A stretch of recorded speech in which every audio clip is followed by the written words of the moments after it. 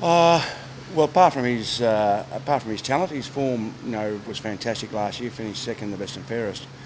I think it's his growth now as a leader. He's a quiet lad, but he's very professional.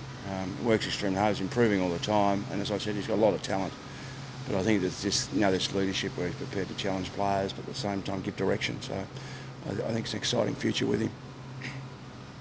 Is that rare for a second-year player to sort of elevate himself into like show that leadership? Yeah, I think so. Yeah, it is. I think some players are natural at it, and they can, they show that early on. Where probably Cade hasn't been a natural, but I think last year with the programs we had in place, that he really embraced that, and he got a lot of confidence from that. And I think his form helped, because he played really well. There was one game with, I think he'd played 28 games. He was the most experienced defender there. So I think he was thrown in the deep end and realised, well, I've got to take some sort of responsibility. He did that, and he certainly got a lot of confidence from that. It's pretty much the strongest team, obviously, for tomorrow night's game. Can you just tell us where a couple of the injured guys are at? Dion, Gary, yeah, and obviously Lonigan's out, so probably, the Jesse's probably jumped himself up into, I would think, a bona fide midfield. So we've got 5 midfielders out, so that's going to be our area where we'll have some inexperience and obviously won't have the numbers, but that Jesse could play next week if we decide to when we've got another practice match, but we probably won't. But he's fine. He's starting to run. The Gary's running. He's fine. The Dion's running, so Dion's a reasonable chance for round 1. So from that aspect, it looks positive. So Jesse's okay for round 1. You said that Yep. there's a small chance he might play next week. Yeah. Is that something you'd be keen to do? Or Well, he's had a pretty good pre-season. He's played 2 games, albeit not big game time in both games. So maybe for touch. I think it depends how much match practice we do at training. If we think we can get away with that, we probably won't. How's Jared Garlett's shoulder?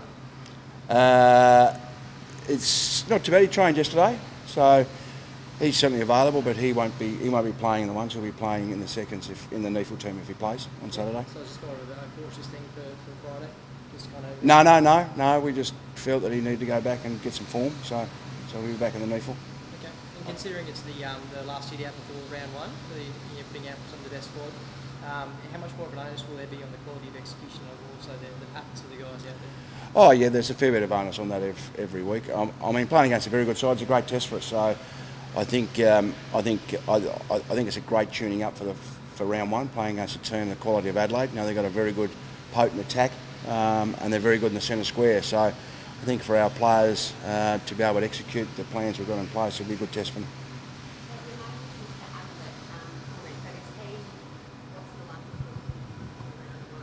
100%. Yeah. No, he'll certainly play. He's running. He possibly could have played Friday, but we just felt he needs another week of footy stuff. So he'll be certainly for round 1. I guess factoring that he'll come back and that Jesse will come back and hopefully Dion. But how many other spots are genuinely up for grabs tomorrow night? You must have an idea of who you want to play in the first round. I reckon. So those 3 played. There'd still be another 4 or 5 spots up for grabs, maybe even 6. So the form tomorrow night will be really vital in our selection process for round 1. So is that good at this time? Or is that a concern, the fact that guys make stamp themselves? Yeah, I suppose you can look at it either way. Everyone probably think, we need our best 22 already decided so they can play together. But they're all playing tomorrow night as well. So the guys fighting for spots, and I think it's good we've got selection issues. I think it's good that players are on edge and they need to be able to perform. So I think tomorrow night against a good team, the players need to be on that edge and need to be able to cope with that pressure.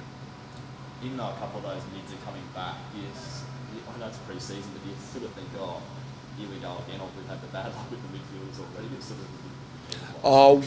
Well, we knew that even if David and Jager were tracking exceptionally well, we knew they wouldn't be playing round 1. And the Jager's only a couple of weeks behind that, so that's not an issue. Dion's had a little bit of a hiccup, I suppose, but he'll be fine. Yeah, I suppose people can read that, but I think what it's done last year is that Hall and Lonigan have really stepped up, so they'll be able to replace whoever's missing.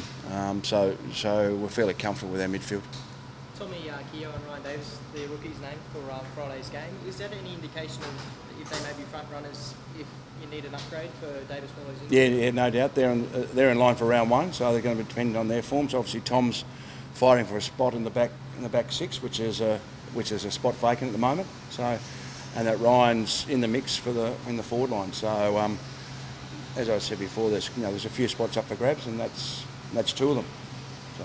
The new rotation cap comes in from round three. How does that alter your approach? Say that again. The new rotation cap comes in from round three. How does that alter your approach? Yeah, we've had some chats about that. Not a great deal. I think 90 probably okay. We'll be able to cope with that. I mean, teams will adjust. We just make our obviously sometimes when there's unlimited, you spin the wheels a bit, but you've just got to be a bit more circumspect. Teams generally start their rotations at about the 3 minute mark. You'd probably start at the 5 or 6 minute mark. So it's probably not going to be an enormous effect, to be honest.